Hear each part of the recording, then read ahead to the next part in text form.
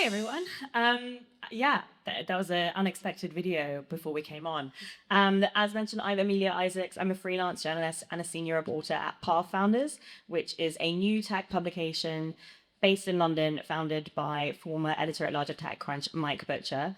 I'm really excited to be joined by Amir this morning, who didn't realize that the title was Founder Confessions. So we might be getting some real confessions out of him this morning. I'm ready. Let's go. Amir is the founder and CEO of Doist, which is the company behind the popular productivity and work apps Todoist and Twist. Now, popular is a bit of an understatement, as the title of the session says. Does it say it up there? No, it doesn't say anymore, but it said it before. Todoist now has more than 50 million users worldwide, and it got there without raising any venture funding. So we're going to be getting into all of that and much more in the next half an hour or so. But before we kick off, I'm going to steal a trick from Daniel, and I'm going to do some audience participation. I'm just going to ask for some hand raising. Don't worry, I know it's early in the morning. I'm not going to ask you to stand. It's a bit dark. So can I ask, if you're a founder, can you raise your hand? Okay, quite a lot of founders. If you're an investor, can you raise your hand, please? Okay, fewer investors, and they're all crowded together. If you work at a startup, can you raise your hand? Okay, great. So loads of founders in the room, which is fantastic. You might have been eyeing the scattered around investors to try and scout them out, to go and hunt them down after this panel. But hopefully what you'll come away from this panel knowing is that you might not have to go and find them. Venture capital is not always the route forward, and we're going to be talking a little bit about that. Last one, if you know of or use Todoist, can you raise your hand? Great. The investors use Todoist. This is fantastic. Cool. So I'm going to ask you to do just like your one-line pitch about Todoist, and then we'll dive into it just to make sure that everyone's on the same page about the company. Yeah, I started it like in university in 2007. It's basically a to-do app, and then I basically worked for it for like 20 years. Yeah, and right now I do think we are trying to do like more things than just like task management or project management. We are also going like into team communication with Twist. We're working on a lot more interesting things, including automations and like creating more a platform. Yeah. I guess, with AI, you can actually do a lot more. So we will expand like the scope of the platform, but we are mostly known for like creating an amazing to-do app to manage like your work and life. Yeah. Yeah, fantastic. And you started Todoist back in 2007, as you said, and you started it for yourself because you were trying to solve a problem that you had. How did you know that you were onto something much, much bigger than an app just for yourself? Yeah, initially, and this is like 2007, like web apps were actually just starting off, and the truth is like I didn't actually notice I had something, and because I had another startup, so actually it was like a side project for me for I think 4 years. But I think a true tell for this is I would actually get like these huge emails by users. And it was like so overwhelming, a lot of them, like it was based like, almost like PhD thesis on like how the product sucked, what I needed to improve. And a lot of times I would actually like, I would respond like in a snarky way because I was just like, I was not very good at customer support. Would you recommend that? No. Actually, the first person I hired, which was like, I think maybe 2 years in, it was actually a customer service person that actually still is with us today. Because, yeah, I was just like so overwhelmed by the feedback. So I guess, and that's also something I can like connect with this other stuff we are doing. Like if you do something and you actually get feedback, it can be also bad feedback. It's actually very good because it means people care. I think like the biggest problem is like indifference. Like, you release something, you don't get anything back. That's a huge red flag. So yeah, you actually want to evoke some emotion. And of course, like, the best emotion is like when people write back and say, yeah, that this really changed my life and etc. Yeah. I guess it's like all press is good press, all feedback is good feedback, even if it's bad. Exactly. Yeah. The worst feedback is no feedback. Yeah. Now, it's been 18 years, 50 million users later, and you haven't taken any VC funding, which is the path that most founders will go down. Why did you decide to deviate from that path, and did you always have that intention? Yeah, I mean, it's a kind of like a long story, but I'm going to cut it short. You know, in 2007, I actually had a very good offer by a very famous VC firm in Silicon Valley, and it was part like for me it was 500K like seed round in Todoist. The thing that they wanted to do though was replace me as the CEO. So that was kind of like a part of the, and I understand it because like I was like super technical, like I have never been like a CEO of anything. They've received your snarky emails. Not really. I mean, they had a very polite, but I mean, I could have gone that route. I think though that would have killed anything. Like I would have been fired. Yeah, shortly after I think. Yeah.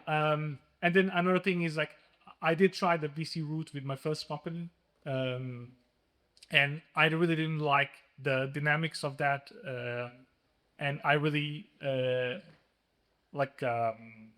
Yeah, I value like independence and freedom a lot more, and I think once you go on the VC path, like it's kind of clear what you need to do, and you don't actually have a lot of freedom. Yeah. And one of the things that you told me was that when you spoke to investors in those early days, they thought that the remote first way of working, which is how you've been the whole time, was crazy. Did you ever have any doubts about the decision to be entirely remote team? So I do have like sometimes a dream of having an office because I can see the appeal. I have like some founder friends in Barcelona that have like big offices. It's kind of very alluring. Yeah, but I do think there's also a lot to love about the remote company async culture.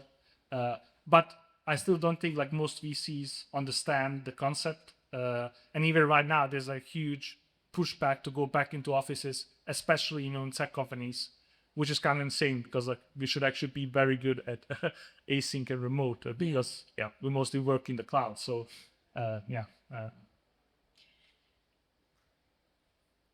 I'm going to shift gears a bit. You were born in Bosnia, grew up in Denmark. As you mentioned to me before, you've lived in Taiwan, Chile, Portugal. Now you live in Barcelona, which is beautiful and sunny, although not the best for connections to Slovenia, unfortunately. But how has living in all those different places across Europe shaped the way, and beyond Europe, sorry, how has that shaped the way that you think about building? Yeah, something to note about as well about like Doist is like we have 30 countries represented, so it's like super international company, and like something I've learned like just living and like working with people with many different nationalities is like most humans are kind of very similar, so we share like very similar values, like family, friends, work, having a purpose, having like some kind of security. Like all of those things are kind of like what really binds us. Yeah. So honestly, okay. Thank you. It said I should speak more into the microphone. Can everyone hear? Yeah. Yeah, good. Something I don't really like that much. It's kind of like discrimination. When you kind of generalize, you say, okay, Germans are like this, or Spanish are like lazy, or whatever you can say. What I have learned is like you have amazing people everywhere, and you have like very common values that are kind of spread everywhere, and you kind of embrace that and go, lean into that. Then I think you get great outcomes. Yeah. So that's something I learned over the time. Yeah. So all positives from being completely async as a company and around the world? I don't think it's all positives. There's huge amount of challenges as well, and I think like this environment is not really for everybody. Yeah. So if you're like extroverted, if you want if you want to have like people around you and stuff like that, then of course like remote and async is not really the way to go. Another element as well is maybe like writing and reading a lot is not really for most people. So for instance, for me, like most of my day is just like spread like reading and writing. My dream. Yeah, yeah, yeah, yeah. Nice. And so you had the company together for an AI week a few weeks ago, you mentioned to me. And it was where the entire company dropped everything and just focused on building around AI. What was the most surprising thing that came out of that week? Yeah, I mean, this is definitely something I can recommend, even if you don't have a company. Just like dedicate 1 week of just like doing stuff with AI. And honestly, the most surprising thing was like the creativity. So we had like a thread with just like all the stuff that people have done, and I mean there was like so much, and it's all over the place. So some have like done like OpenClaw, like agents. They actually included into the workspace. So some of you could like talk with like their agents, which can also like produce some hilarious like comments and stuff like that, because agents can hallucinate and do stupid stuff. What was the craziest thing that came out of it? Um,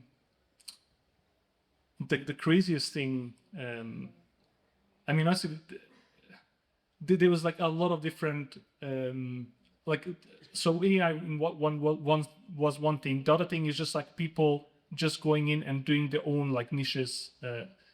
So for instance, some designers.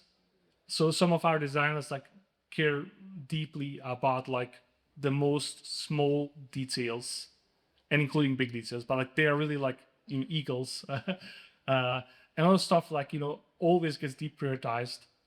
And some of them have actually just spent the week just like fixing like small petty issues that like nobody would really care about, but they care about it, and like they see that, and then yeah. So that's one element, and I do think like AI enables that, and if you lean into that, then suddenly you can kind of do stuff that you couldn't really do before. Yeah, there is a dark side to this as well, and then and it's also, I do think, and that's actually something I wrote today, is like I think this kind of convergence where like we just have one role, and then you kind of like remove the core skills or the core like strengths of a person. So what I would actually rather have is not like a designer that codes, but like a 10x designer, if that makes sense, or like 10x engineer to 10x PM. Because I think the thing I can see right now is kind of like we're all trying to converge to one role, and it's kind of a very mediocre role that isn't good at anything. Like, and then we have like a lot of slop in the process. Yeah. So your way of avoiding that is 10xing your teammates. I mean, that will be the best case scenario. Yeah. Yeah. I want to ask you about the employee buyback scheme that you had a month ago, I want to say. So you spent $1 million of your own profits on an employee buyback program for both current and previous employees, which I would say very few private bootstrap companies would do. Why was that something that you chose to do? Yeah, I mean, it's kind of like, I think one of the core things that you need to do as a founder, and I think actually that is what really builds great companies, is you need to align the incentives. And a lot of times, I do think we're just too focused on like creating our own wealth, or yeah. And I do think that is actually something that is like very. I mean, I have a lot of American friends that are also founders. I think their systems works a lot better, because like kind of like if a company wins, there's not only a one winner. Of course, that is not always true. They also have their own issues. But I do think like you can create structures where like if a company wins, then everybody wins, and you as a founder need to create these structures. So for a lot of times, we've actually given stock options to people, and they were basically worthless pieces of paper, because they couldn't really like liquidate that. And we wanted to show, okay, there's actually a way where you could actually convert your stock options into cash. and that makes like owning a piece of a company like worth much more, especially as and that's also maybe like in Europe, I think like people don't really care about ownership or stock, and that's like very naive, because like most of the value they actually create is like in the company value. So, and when we actually announced the stock option plan back in the day, like nobody really cared, which is like they care about like cash, but like if you look at the list of like wealthy people, like nobody got rich on a salary. So what I actually want to do also in a bootstrap company is kind of like share the ownership and have like people have real skin in the game, have way to get like liquidity. And that, I do think like some companies have really shown the way here. For instance, SpaceX, of course, they're going public right now, but they have like sold every year like many billions on secondary markets. And I could envision like a future where like you could have bootstrap companies that do this. You could just like use your own cash. You could also like have outside investors come in and buy some of the stock and just create like a small market where people could liquidate the stock. Yeah. So that is kind of like the longer term vision here. Yeah. So you see yourself doing it again? So do you see Todoist doing it again in the future? Because 100%. Yeah. Yeah. Yeah. Of course, I can't say 100% because that's maybe like a Yeah, I'm gonna hold you to it. yeah, yeah, yeah. Yeah, I think a lot of what you were just talking about speaks to the sort of bigger mission-driven focus at Todoist, which is something we talked about previously.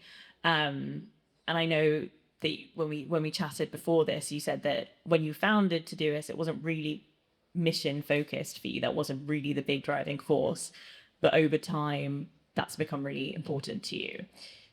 When did that shift happen? I wish it happened a lot before. So, yeah.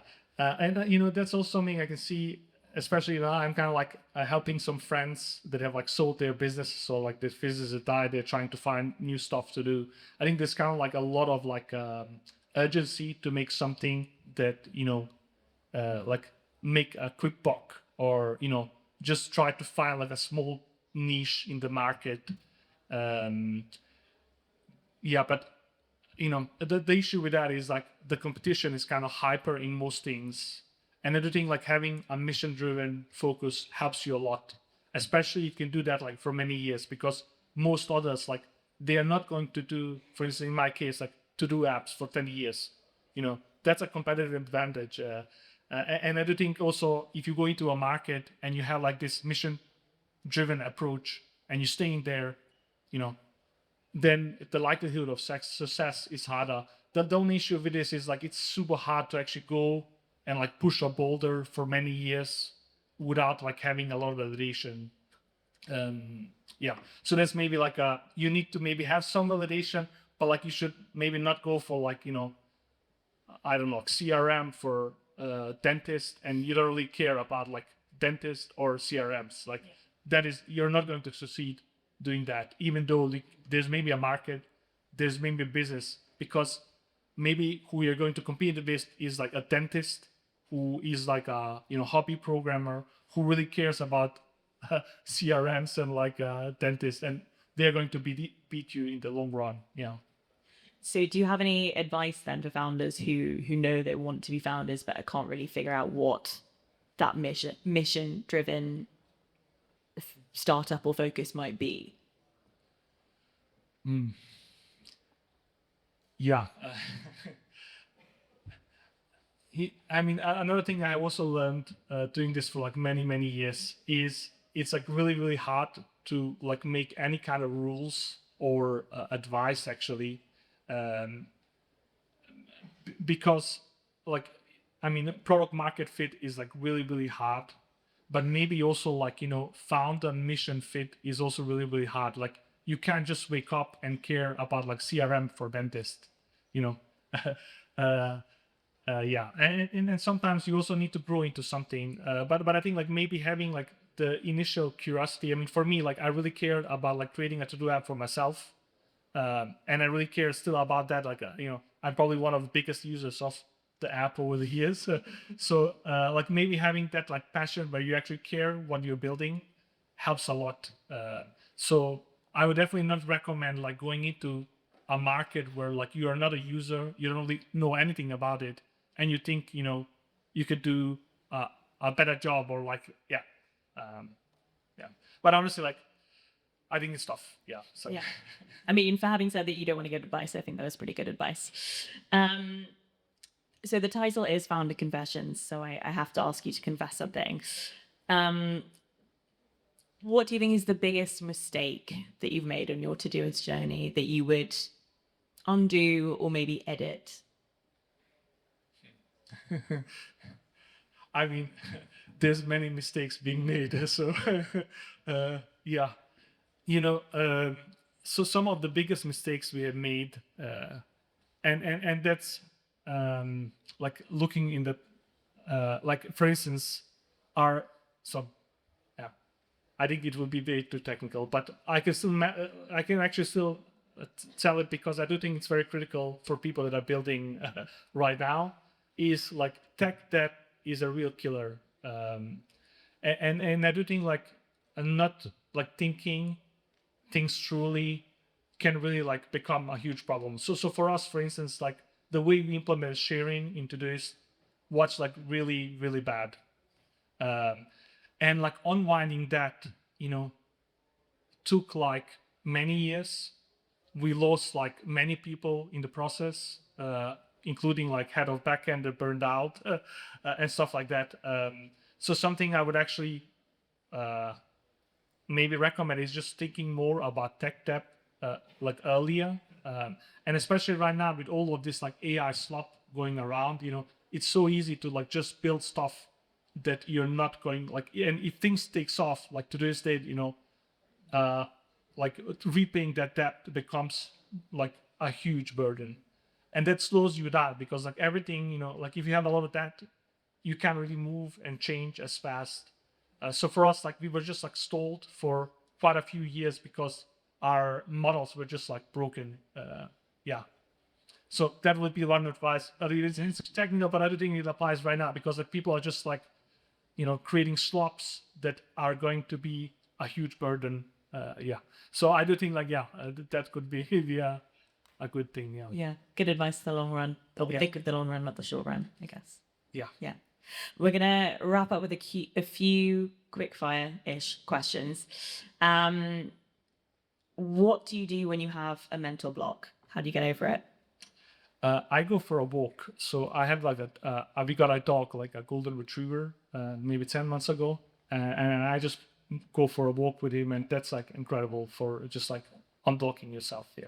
So get a dog. Get a dog. That's your main takeaway from this. Get a dog. What is an app that you want to build at Todoist, but you haven't yet? Yeah. I mean, also like something that I think is also like a problem with this AI world is like you can build almost anything, and like there's like such an urge to just build. So we do have like a lot of ideas, and we're actually doing like 2 new apps, which are like automations and team communication, but like team communication connected to Todoist. But honestly, like what I would love to do is kind of like a knowledge management platform, that's like because honestly like the way that we manage for instance handbooks, like we have a handbook, we use it a lot, and it's kind of very bad. So I would love to do something that space and like maybe add some AI, maybe like make it like more that you manage knowledge, that you don't manage like documents, if that makes sense. Yeah, so something like that. Yeah. Great. What's one thing that you think about the future of work that you think most people in this room probably disagree with or haven't thought about? I do think like a remote and async is the future of work, of all work, because like context is super critical for like agents and AI systems. So I think if you adopt especially asynchronous, like more written, less like just keeping knowledge in people's head, you will have a huge advantage. Yeah, great. And last one, what is the last thing that you added to your Todoist list? to my to-do list. Yeah. What was the last thing you put on there?